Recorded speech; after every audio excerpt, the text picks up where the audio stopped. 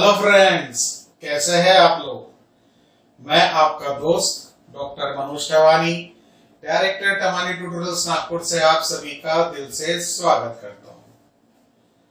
बच्चों, साइंस का जो टॉपिक इस वक्त मैं आपके साथ डिस्कस कर रहा हूं, टॉपिक का नाम है केमिकल रिएक्शंस एंड इक्वेशंस। और आज के इस टॉपिक में बच्चों मैं हमारे रोजमर्रा की जिंदगी से जुड़े एक छोटे से केमिकल रिएक्शन के बारे में आपसे बातचीत करूंगा। अरे क्या कह दिया मैंने, रोजमर्रा की जिंदगी से जुड़ा केमिकल रिएक्शन। यस, बिल्कुल सही सुन रहे हो बच्चों आप लोग। हमारा जो डे टू डे लाइफ है बच्चों, उसमें कभी कभी हमने ये चीज महसूस की है, नोटिस की है, देखी है, समझी है। इसलिए मैंने कहा बच्चों हमारा डे टू डे लाइफ, रोजमर्रा की जिंदगी। तो कौन सी चीज है जिस पर मैं अभी बातचीत करूंगा? तो let us talk a chemical reaction called as rancidity. ध्यान से सुनिए बच्चों, रैंसिडिटी कहा, एसिडिटी नहीं कहा मैंने। क्या सुना आपने? Rancidity, not acidity. एसिडिटी तो आपका डाइजेस्टिव सिस्टम का एक कॉम्प्लिकेशन है बच्चों। तो लेट अस टॉक रैंसिडिटी क्या चीज है, इसको समझते हैं। सबसे पहले देखिए बच्चों, जो भी फैटी सब्सटेंस होते हैं, यानी कि लिपिड वाले सब्सटेंस होते हैं, जिनमें ऑयली कंटेंट हो सकता है, फैट्स हो सकते हैं, लिपिड्स हो सकते हैं, अगर इनको लंबे समय के लिए स्टोर करने की हमने कोशिश की तो इसका एक दुष्परिणाम सामने आता है। और वो क्या है कि भाई ये जो फैट है, ये ऑयली कंटेंट जो है, ये जो लिपिड जो है ना, इसका ऑक्सीडेशन रिएक्शन हो जाता है। एटमॉस्फेरिक एयर में प्रेजेंट जो ऑक्सीजन है उनके साथ इनकी एक अच्छी खासी दोस्ती हो जाती है। और जैसे जैसे ये ऑक्सीडेशन रिएक्शन बढ़ने लगता है, वो जो फैटी प्रोडक्ट है उसका जो स्मेल है, उसका जो टेस्ट है, वो खराब होने लगता है। It becomes unfit for human consumption. I repeat, it becomes unfit for human consumption बच्चों। तो फैटी सब्सटेंस या लिपिड सब्सटेंस एटमॉस्फेरिक एयर में प्रेजेंट ऑक्सीजन से जब दोस्ती कर लेते हैं तो उनका स्वाद बेस्वाद हो जाता है, उनकी अच्छी खासी खुशबू बदबू में कन्वर्ट हो जाती है। और जब ऐसा होने लगता है, ठीक है, जब ऐसा होने लगता है तो हम कहते हैं कि फैट या वो पर्टिकुलर सब्सटेंस में रैंसिडिटी हो गई है, यानी कि चीजें सड़ रही है, चीजें खराब हो रही है, चीजें बदबूदार हो रही है, चीजों का स्वाद खत्म हो रहा है, चीजें बेस्वाद हो रही है। दैट इज रैंसिडिटी बच्चों, specially related to fats and oil वाले products. So have you ever tested और smell the fat oblique oil containing food materials left for a long time?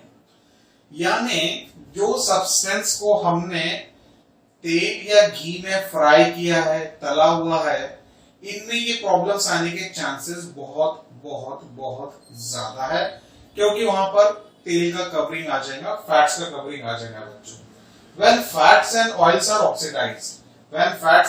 oxidized, they become rancid and their smell and taste changes. यही मैं आपसे कह रहा था, fat या oil से related जो भी मटेरियल है, जो भी फूड सब्सटेंस है, अगर उनमें ऑक्सीडेशन हुआ तो उनका स्मेल और टेस्ट, है ना, स्मेल और टेस्ट ये बदल जाएगा, बेस्वाद हो जाएगा, कड़वाट स्वाद हो जाएगा, कड़ू कड़ू हो जाएगा पूरा स्वाद, बीटर टेस्ट होने लगेगा और अच्छी खुशबू उसकी बदबू में कन्वर्ट होने चालू होंगी, which will be unfit for human consumption.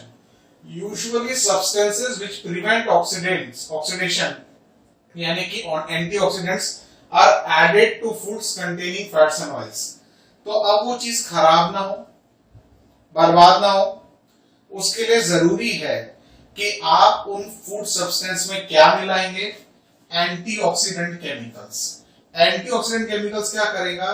Prevent oxidation, मतलब फैट्स या ऑयल्स के साथ ऑक्सीजन की दोस्ती को रोकेगा।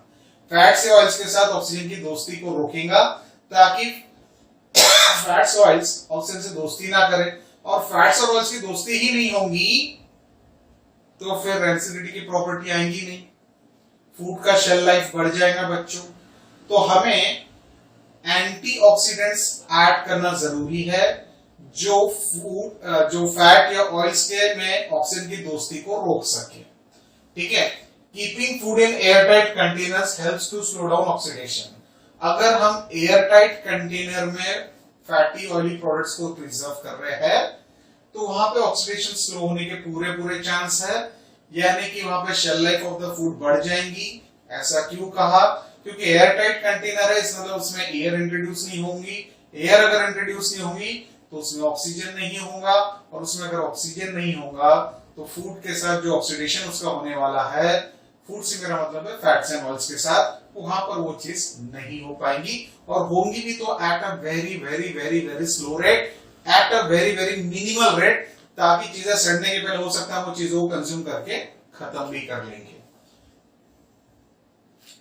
Do you know that chips manufacturers usually flush bags of chips with gas such as nitrogen to prevent the chips from getting oxidized?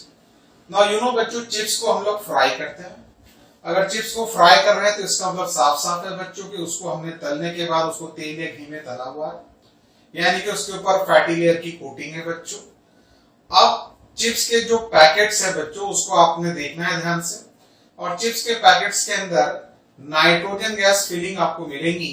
आप ऐसा क्यों करते हैं उसको समझते हैं। Let us try to understand.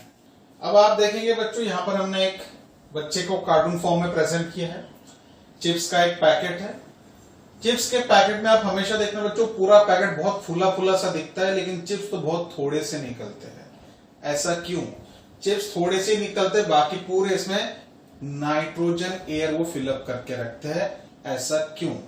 तो देखिए बच्चों, एक छोटा सा चीज आपको बता रहे हैं। जैसे फ्रेंच फ्राइज है, फ्रेंच फ्राइज को भी हम तलते हैं, अगर वो सड़ जाए, प्रॉपर्ली टाइमली यूज ना करे तो अनसेफ फॉर कंजम्पशन, मतलब उसमें से बदबू आएंगी, टेस्ट चेंज हो जाएगा। एप्पल देखिए थोड़ी देर बाद ब्राउनिश कलर में कन्वर्ट होने लगता है, क्योंकि उसके अंदर के जो ऑयलिस कंटेंट है वो स्पॉइल होने लगते हैं। ठीक है, वैसे चिप्स के ऊपर जो ऑयल प्रोडक्ट्स लगा वो रैंसिड हो जाएगा, तो उसमें बदबू आ जाएगी, उसको हम खा नहीं पाएंगे फिर। ठीक उसी प्रकार से हमने नाइट्रोजन फ्लशिंग करने से क्या होता है, नाइट्रोजन से पूरा पैक्ड हो जाता है। नाइट्रोजन जो है ऑयल के साथ ऑक्सीजन को इंटरेक्ट होने नहीं देगा। एज अ रिजल्ट चीजें ये देखिए, नाइट्रोजन अलग ऑयल के साथ इंटरेक्शन नहीं हो पाएगा ऑक्सीजन का, इसलिए वो रैंसिड नहीं हो पाएगा बच्चों। और एज अ रिजल्ट चीजें जो रहेंगी सेफ रहेंगी for long duration and better, उसका टेस्ट चेंज नहीं होगा, उसका स्मेल प्रॉपर्टीज चेंज नहीं होगा। तो बच्चों ध्यान में आया है आपको कि हम लोग जो है रैंसिडिटी किस कंसेप्ट को कहते हैं, ये चीज आपने बच्चे से नोट कर लिया होगा। अब बच्चों आपको बस एक ही चीज मुझे कहनी है कि ये जो रैंसिडिटी का कॉन्सेप्ट है, जैसे घर में जैसे से फॉर एग्जांपल मूंगफली के दाने, ठीक है, ग्राउंडनट सीड जो हम बोलते हैं, वो अगर डब्बे में लॉन्ग समय तक पैक रह जाए तो आप उसके बाद जैसे 3 महीने 4 महीने 6 महीने पैक रह जाए बच्चों, तो उसके बाद जब आप उस मूंगफली के दाने का यानी ग्राउंडनट सीड्स का टेस्ट लेंगे तो you will find taste of the seed, smell of the seed has been changed. आप चाहो तो एक छोटा सा एक्सपेरिमेंट करके देख सकते हो। एक छोटी सी डब्बी लीजिए बच्चों, उस डब्बी में आप कुछ दाने डाल दीजिए मूंगफली के, पैक कर दीजिए, उसको डब्बी का ढक्कन बंद कर दीजिए। 6 महीने के बाद उस डब्बी को खोलिए, जैसे ही आप खोलेंगे आपको एक अजीब सा ऑर्डर उसके अंदर से आते हुए मिलेगा बच्चों। That is what I am talking about rancidity. तो उम्मीद करता हूं बच्चों आपको रैंसिडिटी का कंसेप्ट अच्छे से समझ में आ गया होगा। अब यहाँ पर बच्चों इस टॉपिक को हम लोग एंड करते हैं। मिलेंगे आप किसी नए टॉपिक के साथ नए लेक्चर में। Till then bye bye, see you, thank you.